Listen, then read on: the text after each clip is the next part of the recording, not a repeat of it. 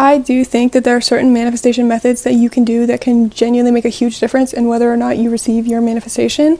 But I want to say that the root of all of it comes down to your self-concept and what you believe is possible and true for you.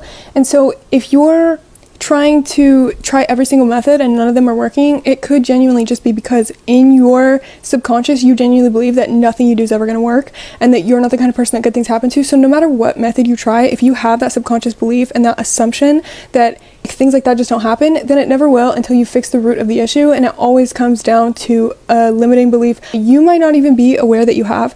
So if you work on your self-concept, I genuinely believe that that will change your entire life.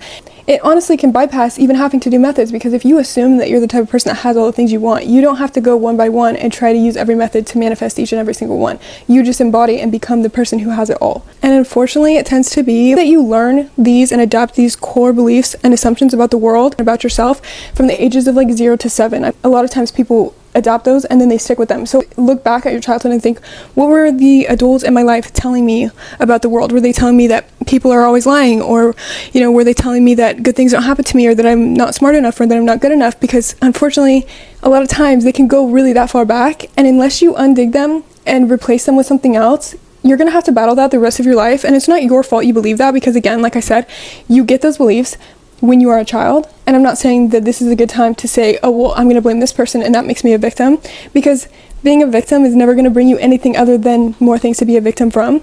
So I'm not saying to blame someone else if you do have these negative beliefs, but I'm saying that this is the perfect opportunity to go and replace those beliefs with what you actually want to believe. And if you want to know the best way to change your self-concept and to upgrade it, is genuinely just by starting to assume, like, no, I have a great self-concept. I already have a good self-concept. By saying affirmations to yourself, by every time a negative thought pops in your head telling you, like, you're not smart enough, good things don't happen to you, you replace it and gentle parent your negative thoughts. I also want to say, never beat yourself up for negative thoughts that you might have, because you can never anticipate what thought is going to pop in your head next, but you can always replace them and you can always choose which thoughts you give attention to.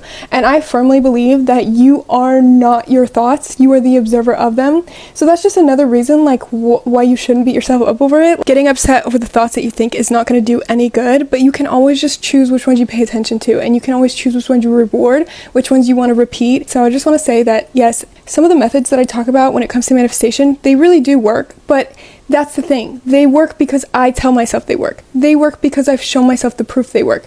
They work because before they worked, I told myself they were working and that they already had worked.